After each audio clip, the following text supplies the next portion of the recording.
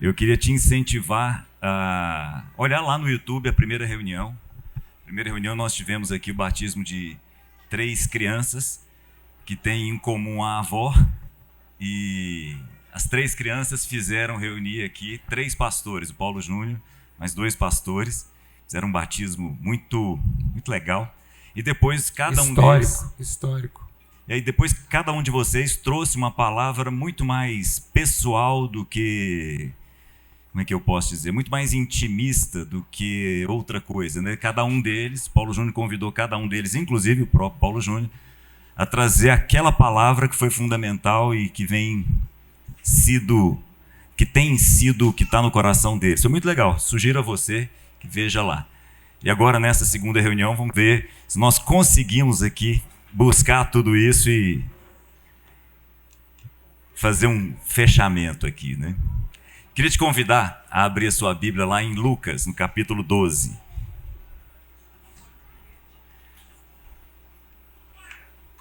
Lucas, capítulo 12.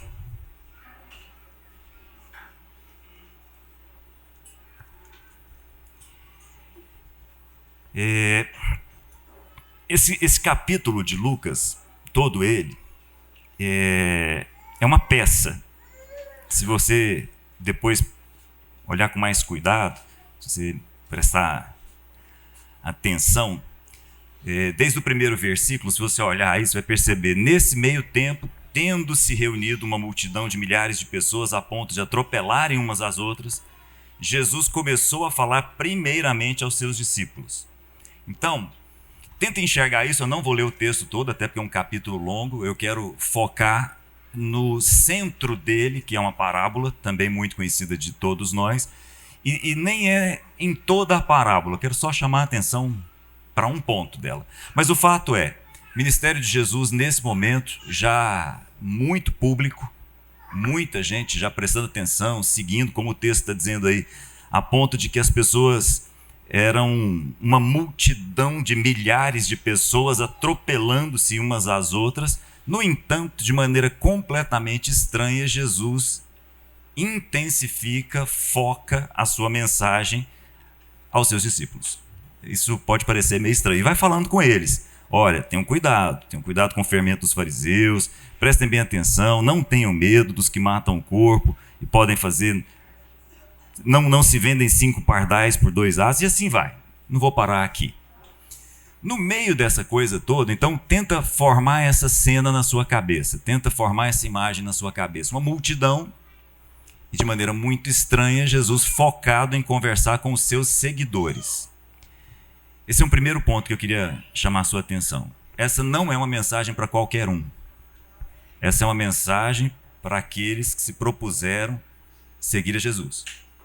Porque o que nós vamos conversar aqui não vai fazer muito sentido para pessoas que não se propuseram a uma caminhada no sentido da vida. Eu vou repetir. O que nós vamos trazer aqui não vai fazer muito sentido para aquelas pessoas que não estão vivendo a vida e prestando atenção no seu sentido. Abrindo um parêntese aqui. Ficar bem atento ao tempo aqui. O Novo Testamento, vocês sabem, foi escrito na língua grega. Um grego comum, o grego da feira, o grego da praça, chamado de grego koine. O vocabulário grego do Novo Testamento não é um vocabulário extenso. Nosso vocabulário atual é muito maior que o vocabulário grego. No entanto, há algumas questões no vocabulário grego que são muito interessantes. Por exemplo, o grego tem 3 ou 4 palavras para vida. Várias palavras para uma única nossa, vida. Talvez até nós devêssemos separar a vida de existência, né? Talvez ficasse até um pouco mais fácil nesse sentido. Mas, por exemplo, Jesus vai dizer daqui a pouco o seguinte: a vida de um homem não se constitui, não consiste na abundância dos seus bens. E a palavra que ele usa aí para vida é a palavra zoe. Depois, mais adiante, ao contar a parábola do rico insensato, ele vai dizer que esse homem teve a sua vida exigida. E a vida aí é uma outra palavra, psique, que a gente muitas vezes traduz por alma. Não sei se vocês se lembram daquele episódio em que um jovem se aproxima de Jesus e diz assim: Jesus, o que eu tenho que fazer para herdar a vida? Aí Jesus responde: olha, se você quer a vida aí é Zoe. Num outro momento, Jesus diz assim: olha, se você não perder a sua vida, você não vai achá-la. A vida aí é psique, muitas vezes traduzido por alma. Então, nós temos um jogo de palavras muito interessantes a respeito da vida. Muito, muito interessante. Então, você pode usar a palavra Zoe. Muita gente acha que Zoe é vida espiritual. Não, Zoe é vida profunda, vida com intensidade. É a palavra que os filósofos gregos utilizavam para a vida. Bios é a palavra associada à vida no sentido biológico, de onde vem inclusive biologia. E psique é vida no sentido da sua interioridade, da sua alma, por isso inclusive psicologia. Tem uma quarta palavra porque o judeu associava a vida à terra, então Gaia também era uma palavra associada à vida. Mas por que eu estou falando isso para vocês? Me chama muito a atenção quando eu estou viajando. Eu gosto de viajar de carro, e agora com os nossos filhos um pouco maiores a gente tem curtido viajar de moto. E eu sempre que eu passo por um vilarejo, eu presto atenção nas pessoas. Eu fico olhando aquelas pessoas que estão ali naquelas cidades. Agora mesmo, voltando de viagem, era bem cedo, ainda estava escuro, e eu fiquei acompanhando com os olhos uma senhora. Vou chutar que ela tinha lá uns 65, 70 anos, bem cedo, caminhando no acostamento, com a roupa de quem iria começar o trabalho. Eu me lembro de passar e ver vilarejos onde tinha lá uma pessoa parada numa cadeira de rodas, onde crianças estavam brincando no meio de uma terra. Isso sempre me chama a atenção. Eu fico pensando que tipo de vida essas pessoas vivem. E ao fazer essa pergunta, no fundo, eu estou fazendo uma pergunta para mim mesmo. No fundo, eu estou perguntando: e você, Cláudio, que tipo de vida você vive? Recentemente, eu acompanhei a história de um cara que eu acho muito legal, um professor, que as histórias dos professores sempre me chamam muita atenção, sempre, todas as vezes. Esse cara, ele demorou muito tempo para se encontrar e se perceber como professor. Embora ele tenha feito direito, embora ele tenha trabalhado como advogado, embora ele tenha trabalhado no rumo empresarial, nunca se encontrou no esporte, ele ia no campo de futebol com o pai dele e ficava torcendo para o jogo acabar, porque ele queria a companhia do pai, mas o jogo não atraía, o esporte não era dele. Até o dia em que ele se propôs a uma primeira aula e ele entendeu que aquele era o caminho da vida dele, caminho de professor, um excelente professor.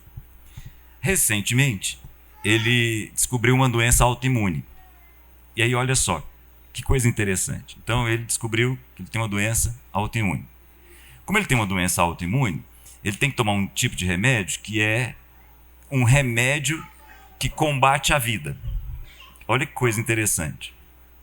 Então, ele tem que tomar os imunossupressores. Então, ele, como tem uma doença autoimune, significa que o corpo dele está relutando para viver, está combatendo a vida dele. Aí o que ele faz? Ele toma um remédio para fragilizar a vida. Para quê? Para poder viver. Aí ele vai ao médico. O médico diz assim: olha, vou te dar remédios que vão te fragilizar para você continuar vivendo. Aí é o seguinte, você vai ter vida. Mas é o seguinte, fica em casa, tá? Para você não correr o risco de se contaminar, porque sua imunidade vai estar baixa. Vocês estão percebendo a ironia? Essas coisas, elas nos fazem pensar com profundidade. Porque olha só, ele tem uma relutância do corpo dele contra a vida. Então ele fragiliza o corpo para continuar vivendo. Aí os médicos dizem: agora você fica em casa e não viva. Não é interessante? Veja, eu estou falando isso para vocês porque a gente vai ler uma parábola em que nós vamos descobrir que todos nós somos cobrados em relação à vida. Há dentro de todos nós, e vocês sabem disso, só que nós tendemos a fugir disso, todos nós somos cobrados a respeito da nossa vida. A nossa alma, ou seja, a nossa vida, nos cobra a respeito da nossa vida, ou seja, o nosso zoe. Então nós continuamos vivendo bios, mas a nossa alma nos pergunta o tempo todo: que tipo de vida é essa que você está vivendo? Então quando eu passo por cidades, eu estou andando, estou viajando, eu olho as pessoas e fico assim pensando: puxa, mas será que dá para viver uma vida legal aqui? Será que tem componentes nesse lugar aqui tão pobre, tão frágil, tão simples, que permitem às pessoas que vivem aqui uma vida plena? No fundo, o que eu estou fazendo? Eu estou me perguntando: Cláudio, com todas as condições que você tem, você está vivendo uma vida plena? Todos nós vamos chegar ao momento em que nós, não é Deus, nós vamos ser cobrados por nós mesmos a respeito de qual é a vida que nós temos. E aí eu queria chegar nesse ponto com você. Um determinado momento, lá da multidão, Jesus é interrompido. Então Jesus está falando aos discípulos e tem uma multidão. Aí um jovem na multidão dá um grito: ei, Jesus, fala para o meu irmão lá dividir a herança dele comigo. Aí Jesus diz assim: homem, quem é que me constituiu esse tipo de magistrado aqui? Quem é que me constituiu um repartidor? É uma palavra técnica. Você está achando que eu estou aqui para fazer isso? E aí o texto diz: então, se você der uma olhada, capítulo 12, versículo 13, então lhes disse. Acharam? Então entramos no contexto, entramos na história. Um homem fala para Jesus: e aí, Jesus, dá para falar para meu irmão dividir lá a herança comigo? E Jesus: mas de onde? Você achou que eu sou essa pessoa? Só que Jesus percebe que tem algo mais profundo aí na pergunta desse homem. No fundo, ele está falando muito a respeito dele. E aí Jesus diz: então lhes disse, cuidado, protejam-se contra todo tipo de ganância. Cuidado. Numa outra versão, você pode ler assim: cuidado, há algo que pode te cooptar. Há algo que pode te seduzir e te enganar a respeito da vida. E ele diz assim: a vida de um homem não consiste na quantidade dos seus bens. Presta bem atenção nessa frase. A vida de um homem não consiste na quantidade dos seus bens. Veja, Jesus não vai dizer só o não. Se você prestar atenção junto comigo, ele vai dizer a respeito do sim. Vou repetir. Se você prestar atenção no que vai vir na sequência, você vai entender que Jesus não nos diz simplesmente o que não é a vida.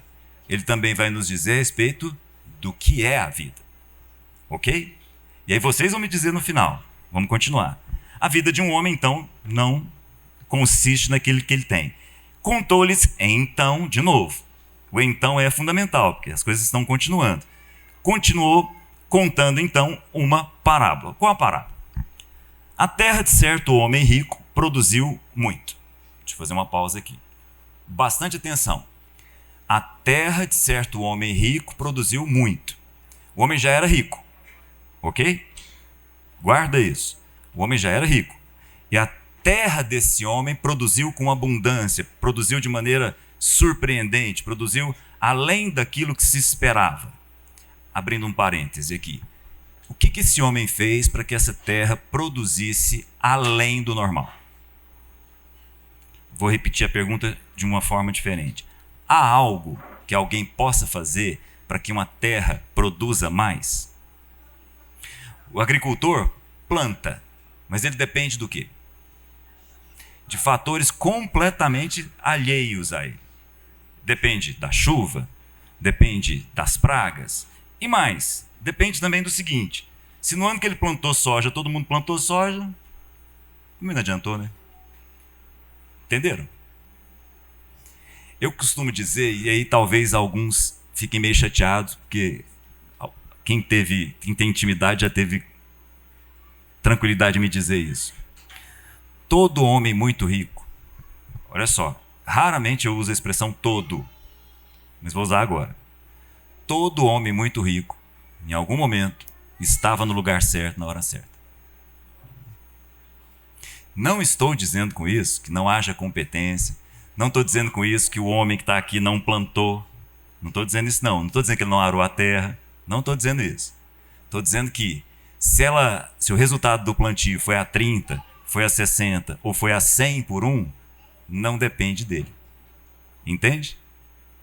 Eu me lembro uma vez, num curso, um jornalista da revista Forbes, um jornalista brasileiro da revista Forbes, para quem não sabe, a Forbes é muito focada nas principais fortunas do mundo. Esse brasileiro trabalhou lá num período e ele teve um privilégio muito grande. Ele teve o privilégio de fazer uma entrevista com quase todos os bilionários americanos registrados na revista Forbes. Por incrível que pareça, bilionários não são tantos assim. Embora a maior parte deles esteja nos Estados Unidos e na China, também não são tantos assim. Então ele teve chance de conversar. E aí, ao fazer isso, ele fez o seguinte: falou, vou aproveitar e vou escrever um livro, já que a Forbes está me dando essa possibilidade, eu vou descobrir qual é a característica que esses caras têm em comum. E entrou nesse mercado, entrou a fundo nisso. E chegou à seguinte conclusão: não tem. Não tem. Tem gente inteligente e tem gente com menos inteligência. Tem gente que tem uma formação moral sólida e tem gente que não tem uma formação moral sólida. Tem gente que estudou, tem gente que não estudou. Entre os bilionários tem o workaholic e tem quem não trabalha muito. E foi listando coisas. Ele descobriu uma característica comum deles depois que eles ficavam bilionários. Todos eles eram filantropos, sem exceção, depois de serem bilionários. Então ele chegou à seguinte conclusão: todo bilionário é bilionário ao acaso. Semelhante a esse homem que está aqui. Ele era rico, mas a terra dele produziu muito. Entenderam? Vou continuar. Ele pensou consigo mesmo. E eu queria que você prestasse atenção nessa expressão consigo mesmo. O que eu vou fazer? Não tenho onde armazenar a minha colheita. Assim disse: já sei o que vou fazer. Vou derrubar os meus celeiros, vou construir outros maiores, e ali guardarei toda a minha safra e todos os meus bens. E direi a mim mesmo: você tem grande quantidade de bens armazenados por muitos anos. Descanse, coma, beba, alegre-se. Eu não vou parar aqui até por causa do tempo, mas depois presta atenção nisso e vê o quanto isso nos ensina.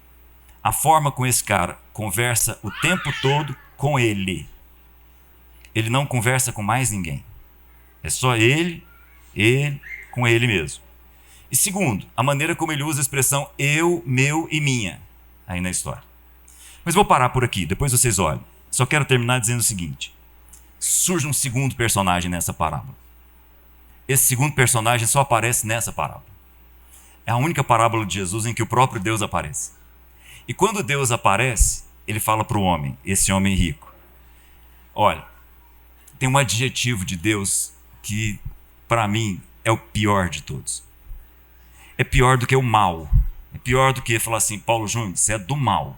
Tem um adjetivo que eu espero que nós não ouçamos: você é um insensato.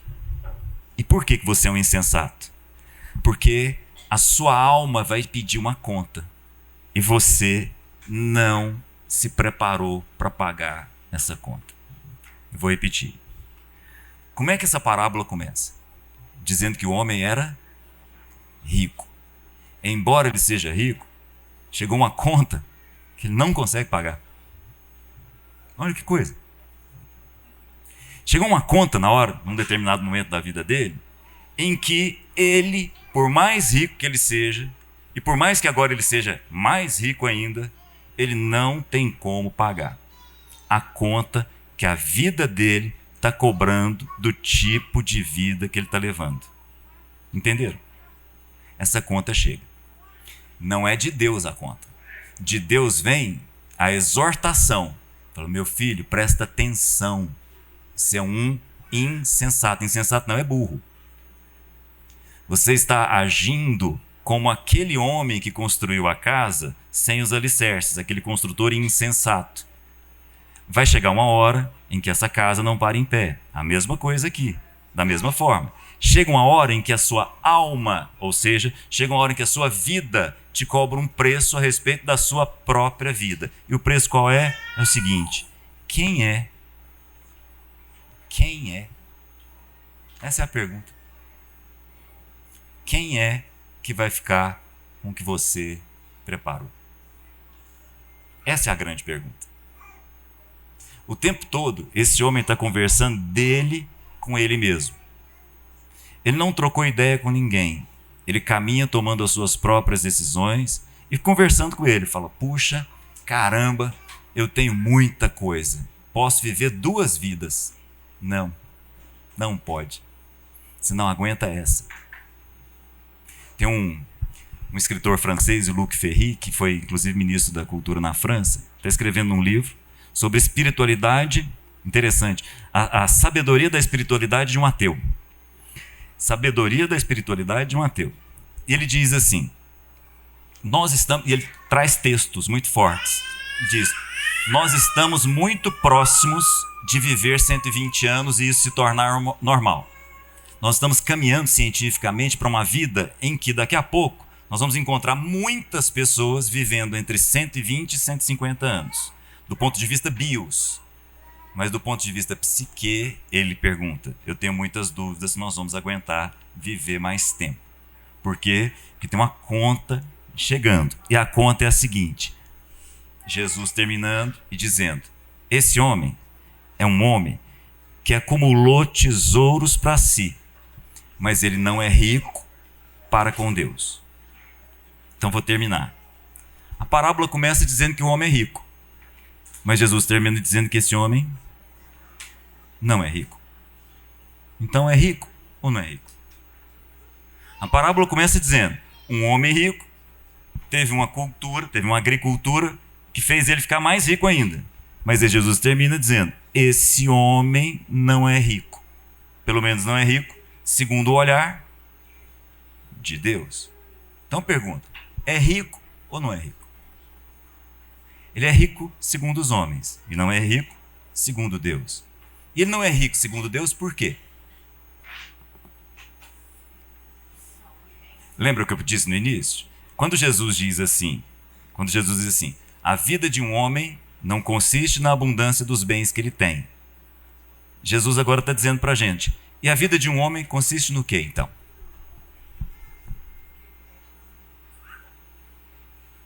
Então, essa é a pergunta. E é essa pergunta que nós vamos todos ser cobrados. E não é cobrados por Deus, é cobrados por nós mesmos. Chega uma hora em que a nossa vida cobra a respeito do tipo de vida que nós estamos vivendo.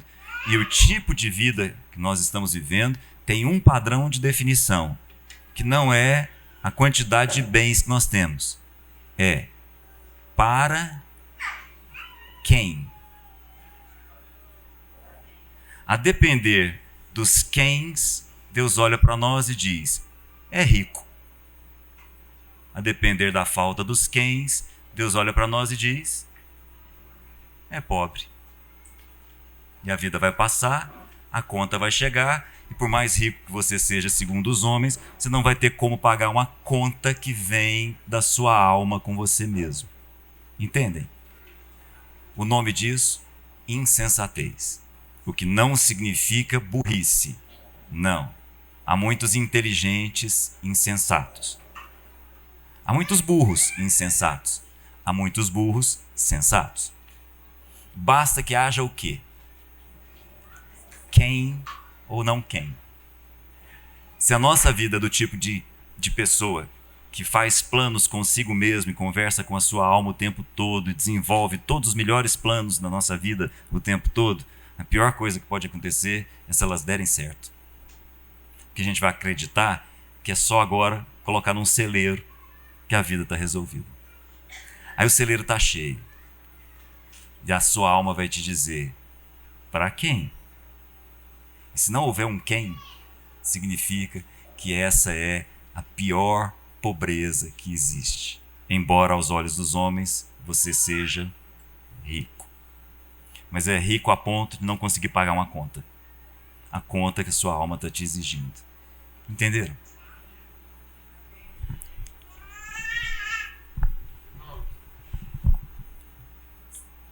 Só para fazer um apelo aqui, toda a reflexão foi compartilhada aqui hoje. Tudo que aconteceu aqui hoje tem uma intencionalidade eterna. Nossos filhos vieram aqui, pessoas de outras nações, realidades, características, contextos sociais, expectativas, mas especialmente passou diante de nós aqui nossos filhos, nossos jovens. 10, 12 anos de idade, 20, 30 e tantos. E o texto que o Cláudio leu hoje, eu quero fazer um apelo aqui em cima disso. O texto que ele leu hoje aqui, em Lucas 12, é uma conversa que Jesus está tendo com os amigos. O texto lá de 12 diz assim: então Jesus falou aos seus amigos.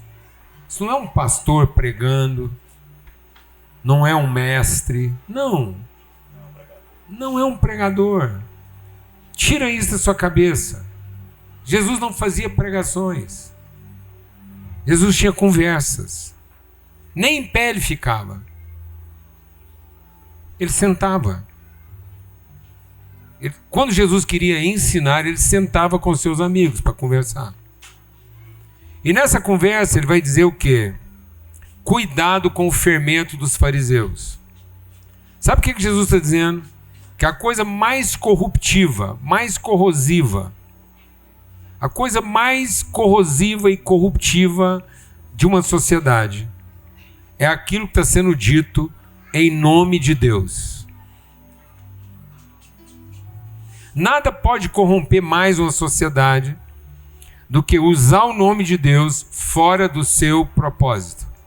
Quando eu uso o nome de Deus para meu próprio benefício, nada corrompe mais a espiritualidade de uma pessoa do que usar o nome de Deus na própria salvação. Essa é a conversa que Jesus está tendo. Porque o nome de Deus só cumpre aquilo que é o propósito quando ele nos devolve ao propósito da nossa vida. Então, o nome de Deus é Pai. Se eu não entender um Pai garantindo as condições para que cada filho seu cumpra o seu propósito, usar o nome de Deus é a pior das hipocrisias. É uma hipocrisia, não tem nenhuma outra hipocrisia. Tem muita gente preocupada com os corruptos do governo, preocupada com um punhado de coisa. Sabe o que alimenta essa corrupção? A religiosidade. Porque no fundo eles vão falar em nome de Deus. Então é a pior das hipocrisias eu ensinar meu filho a usar o nome de Deus como quem quer se salvar e não como quem quer cumprir um propósito. Porque ele está irremediavelmente perdido. Por isso, no meu apelo aqui hoje, eu preciso ajudar cada um de nós aqui a entender uma diferença entre lago de fogo e inferno. Inferno não está no futuro. Inferno é o lugar onde todo ser humano está vivendo na medida em que ele usa o nome de Deus fora do seu propósito.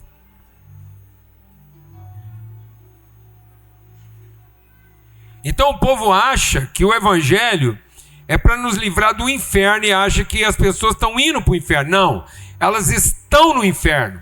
A humanidade está vivendo uma realidade infernal. O mundo jaz no inferno. E aí o evangelho é para a gente entrar no inferno que é esse mundo e libertar as pessoas de uma mentalidade infernal, hipócrita, que é viver para sua própria salvação. Não existe nada mais infernal do que usar o evangelho para salvar a si próprio. Isso é anticristo.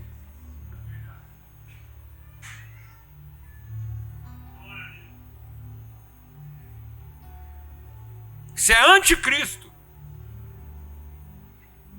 Isso é anular todo o esforço de Jesus, que desceu ao nosso inferno para libertar nossos filhos desse inferno. quer usar o dom que Deus deu, o talento que Deus deu, a poesia, a criatividade, a arte, para fazer o quê, irmão? Para garantir o futuro. Isso é o inferno. Aí ele vem para libertar todo mundo do inferno, mas tem uns rebeldes. Aí tem gente que se rebela. Os que se rebelarem, mesmo tendo sido avisados que já foram libertados do inferno e que a vida tem outro sentido, tem gente que vai preferir viver desse jeito. Aí os que preferirem viver desse jeito em rebeldia, vão ser condenados ao lago de fogo. E sabe o que eles vão ter lá no lago de fogo? O que eles sempre sonharam. Eles vão durar.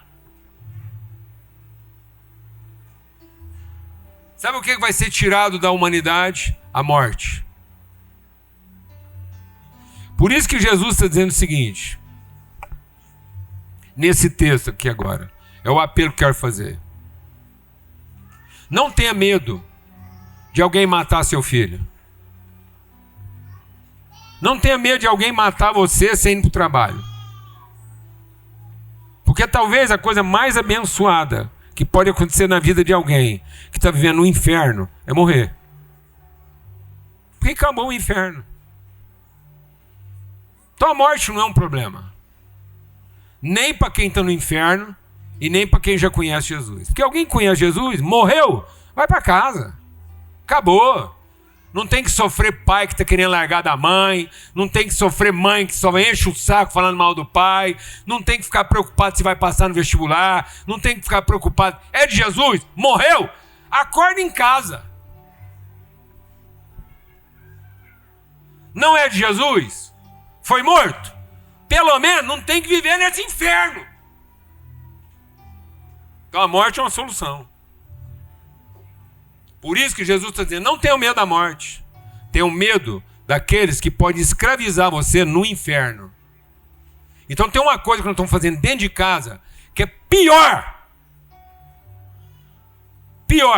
do que se um filho nosso morresse. É obrigar ele a ter que viver no nosso inferno. O inferno da ansiedade, da culpa, do medo, da obrigação. E uma existência de 30, 40, 50 anos fora do propósito. Para ele descobrir com 80 anos que ele deu a vida dele para pagar as contas do inferno, sendo que elas já tinham sido pagas.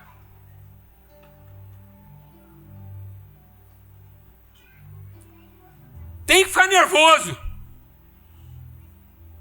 Porque isso é um inferno. Sabe o que é o inferno? Não é o capeta. O inferno é uma existência inteira fora do quê? Do propósito. Sabe o que é o melhor que podia ter acontecido com essa pessoa? Um assaltante louco da cabeça, dar um tiro na testa dele e encerrar o sofrimento.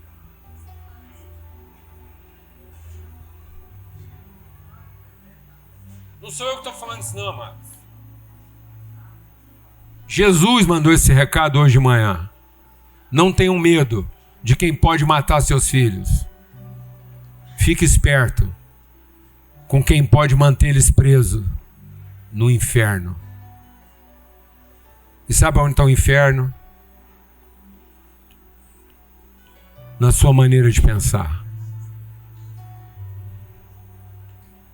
Porque quando um homem é transformado na sua maneira de pensar, as portas do inferno não podem segurar ele.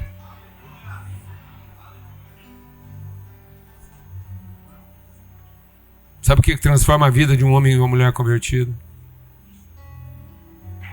É que agora eles foram libertos do quê?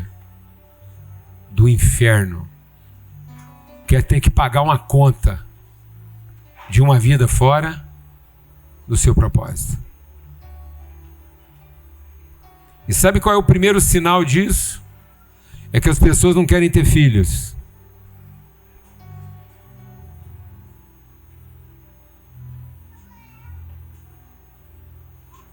Medo. O medo faz o amor não se aperfeiçoar. Agora elas estão com medo de ter filho. E os poucos filhos que elas têm, estão com medo até de casar. Tá vendo? O medo da morte está fazendo as pessoas não sair do inferno. Sabe o que pode tirar a gente do inferno? Saber que a morte foi vencida. Que eu não tenho que fazer nada para proteger minha vida, mas eu posso fazer todas as coisas para cumprir o meu propósito.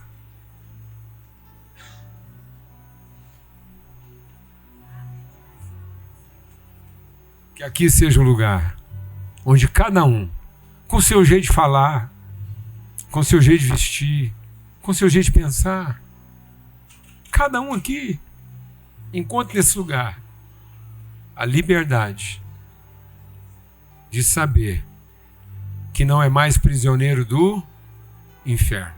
Mas mais do que isso, é alguém que tenta sair do inferno, vai poder descer lá no inferno e tirar mais gente lá. Amém? Eu tenho orado para que os nossos filhos aqui toquem o terror na nossa vida. Porque na sequência de Lucas 12, Jesus diz: dá tempo de você mudar de igreja. Lá em Lucas 12, na sequência do texto, Jesus está dizendo: eu não vim trazer para vocês tranquilidade. Eu não vim trazer, lê lá para você ver, Lucas 12. Eu não vim trazer para vocês sossego. Eu não vim garantir onde é que esse menino vai dormir, não. Amém? Eu vim garantir que talvez amanhã ele está acordando lá na África, você nem sabia. Colocando tudo que você fez na vida para gastar com quem você nem conhece. Porque eu não vim trazer sossego, eu vim trazer foi fogo. E quem dera que o fogo já tivesse era queimando. Posso ouvir um amém, amado? Libertação. Para que se um filho nosso tiver que morrer, Tininho, que morra no propósito. E não escondido como quem estava com medo. Porque quem morre escondido como quem estava com medo, morreu onde? No inferno. Quem morreu cumprindo o seu propósito, acorda onde? Na casa do Pai. Glória a Deus, amados. Aleluia. Eu não vou garantir a proteção dos meus filhos. Nem ninguém. Amém? Eu só quero garantir que o dia que chegar o dia deles, eles estavam cumprindo o seu propósito. E não resguardando os meus temores. Não queira que os seus filhos estejam protegendo o seu medo. Mas vença os seus medos para que eles possam cumprir o seu. Glória a Deus. Vamos ter uma palavra de oração. Amém? Aleluia. Quem mandou ser crente? Amém? Aê, menina. Aí, tá louca, pai. Benção, viu? Não, fica aqui, vamos orar junto aqui para dar força. Pai, obrigado pelo teu amor. Obrigado por uma vida de propósito. Obrigado porque nós não temos que ter medo de quem pode tirar a vida. Mas nós vamos enfrentar com todas as nossas forças aqueles que podem escravizar nossa mente. Nós queremos ver nossos filhos libertos de mente, de alma, de coração, livres, como flechas. Bem-aventurado, a riqueza do homem não está no bem que ele possui. A riqueza do homem está nos filhos que ele envia. Bem-aventurado o homem que tem muitos filhos e faz de cada filho dele uma flecha lançada. Essa é a bem-aventurança. Não é quanto dinheiro eu protejo, mas é quantos filhos eu envio. Essa é a nossa riqueza. A riqueza do homem não está nos bens que ele ajunta, mas está nos amigos que ele alcança. Nós não temos outra riqueza maior, senão os amigos e os filhos. Em nome de Cristo Jesus, o Senhor. Amém? Bem-aventurado o homem que faz amigos com as suas riquezas. Bem-aventurado o homem que enche de filhos a sua casa. E não que ajunta bens. Os nossos homens mais ricos hoje estão tendo cada vez menos filhos e cada vez menos amigos. Sendo que a riqueza de um homem está nos amigos e nos filhos. Esse é o propósito. Se o seu dinheiro não está aumentando os seus amigos para aumentar a sua despesa, nem está aumentando os seus filhos para aumentar a sua preocupação, então o seu dinheiro está fora de propósito. Amém? Você está patrocinando o inferno. Amém? Então não seja patrocinador do inferno. Usa seu dinheiro para patrocinar amigos e filhos. Eu vou contar uma coisa, não está gravando. Mas a minha mulher estava aqui, ela autorizou, e é uma coisa de casa. Sabe o que é ter amigo?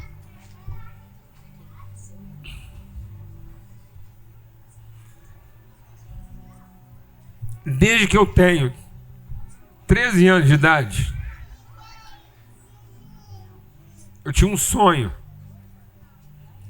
de dar um tiro como um Winchester. Eu não tenho nada contra a arma, não. Porque para mim a arma é uma coisa que foi inventada para defender amigos e a liberdade. Não foi feita para matar a gente, então não tem problema com arma. A arma é para defender os amigos. Por isso que a Bíblia manda a gente usar a corneta para saber onde é que o amigo está e a espada para correr lá e defender ele. Amém, mano? Então, tendo corneta, pode ter espada. Não tendo corneta, não tem espada. Então, eu vou contar bem rápido. Você segura essa aí, porque eu tenho que contar. Tem 14 anos. Eu já dei tiro, tinha cartucheira, mas eu nunca tinha tirado com a enxerga, que era o meu sonho. Enxerga é aquela carabina de repetição.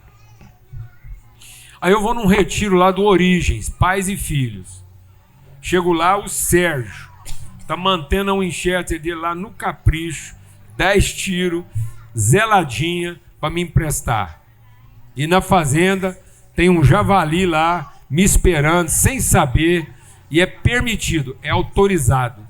Está dentro da lei, porque é uma praga que tem que ser exterminada. Pensa eu numa caminhonete, com o Winchester, o Mateus, filho do Wilson, de um lado, o Sérgio dirigindo para mim, o Mateuzinho segurando minhas costas para eu não cair, a caminhonete a 60 por hora sacudindo, e nós taco, até derrubar a janta. Acertamos o javali, jantamos ele, celebramos com os amigos, mesa de amigos. Sabe o que foi o melhor? Esperar 53 anos para fazer isso com o filho de um amigo que estava esperando esse momento para a gente poder viver essa experiência juntos. A riqueza não está nos bens que você possui. Sabe o que era ser cuidado por um neto?